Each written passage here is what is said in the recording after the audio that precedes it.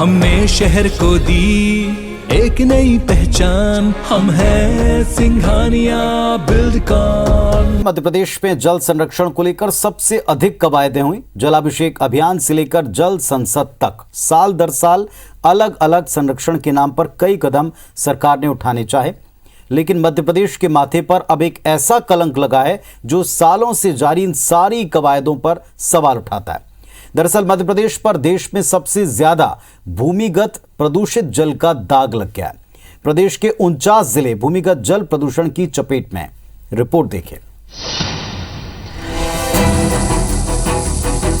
MP पर देश में सबसे ज्यादा प्रदूषित भूमिगत जल का वो दाग लगा है जिसे मिटाना फिलहाल मुमकिन नहीं दिखता।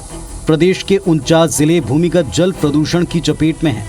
स्थिति इतनी गंभीर है कि स्वस्थ भारत मिशन की कल्पना को प्रदेश में साकार कर पाना संभव ही नहीं दिखता।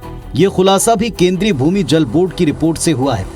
मध्य प्रदेश के 32 जिलों में भूमिगत जल में फ्लोराइड अपने तय मानक 1.5 mg प्रति लीटर से कहीं अधिक है।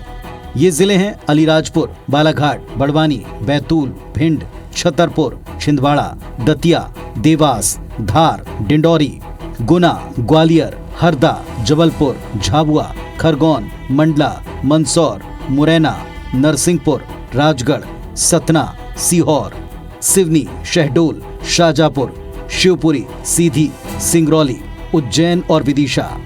वहीं 49 जिलों अलीराजपुर, अनूपपुर, अशोकनगर, बालाघाट, बड़वानी, बैतूल, भिंड, भोपाल, बुरहानपुर, छतरपुर, छिंदवाड़ा, दमोह, दतिया, देवास, धार, डिंडौरी, गुना, ग्वालियर, हरदा, होशंगाबाद, इंदौर, जबलपुर, झाबुआ, खंडवा, खरगोन, कटनी, मंडला, मंदसौर, मुरैना, नरसिंहपुर, नीमच, पन्ना, रायसेन, राजगढ़, रीवा, रतलाम, सागर, सतना, सीहोर, सिवनी, शहडोल, शाजापुर, शिवपुरी, श्योपुर, सीधी, सिंगरौली, टीकमगढ़, उज्जैन, उमरिया और विदिशा में भूमिगत जल में नाइट्रेट तय मानक 45 mg प्रति लीटर से अधिक है, जबकि तय आयरन की मात्रा से अधिक वाले 41 जिले हैं। इनमें बालाघाट, बड़वानी, बैतूल, भिंड, भोपाल, छतरपुर, छिंदवाड़ा, दमोह, दतिया, देवास, धार, डिंडौरी, गुना, ग्वालियर, होशंगाबाद, इंदौर,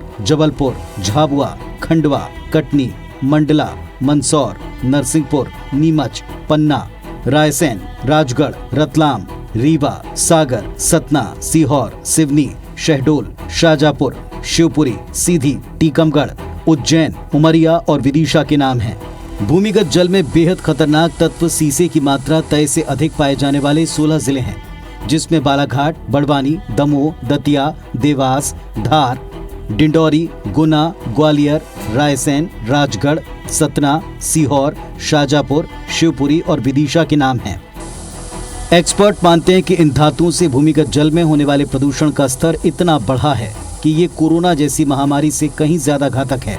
ये तत्व शरीर में किडनी, लिवर, आंख और त्वचा संबंधी गंभीर बीमारियों के कारण बनते हैं। रिपोर्ट में ये भी बताया गया कि भूमिगत जल प्रदूषण का सबसे बड़ा कारण सीवेज है।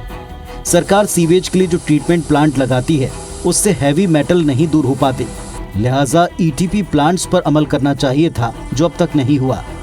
केंद्रीय भूजल बोर्ड हो, प्रदूषण नियंत्रण बोर्ड हो, इनकी जिम्मेदारी बनती है कि ये उन जगह पर जाकर देखें, या इनको केवल मॉनिटरिंग नहीं, उसको कैसे दूर किया जा सके, इसके बारे में भी पब्लिक को बताएं।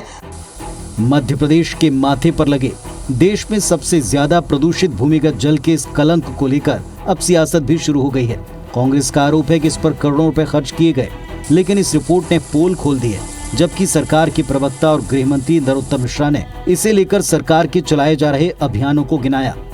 केंद्र की ही रिपोर्टों में मध्य प्रदेश को कलंक नंबर 1 माना गया है। मध्य प्रदेश में जल संग्रहण को लेकर करोड़ों रुपए खर्च हुए हैं 17 सालों में। जल संग्रहण बोर्ड बना है, सफेद हाथियों की फौज उसमें शामिल है। पानी का, भूमि का जो संरक्षण है, नदियों के संरक्षण के लिए हमारे मुख्यमंत्री जी तो नर्मदा की यात्रा निकाल चुके हैं, बेटी बचाओ अभियान चलाया, इस तरह के सामाजिक कार्य करते रहते हैं। केंद्र की रिपोर्ट ने प्रदेश में जल संरक्षण के दावों की पोल खोल दी है। जरूरत है नींद से जागकर ठोस कदम उठाने की। क्योंकि सिर्फ जल ही जीवन नहीं बल्कि स्वच्छ जल ही जीवन है। शिखिल ब्योहार, IBC 24, भोपाल।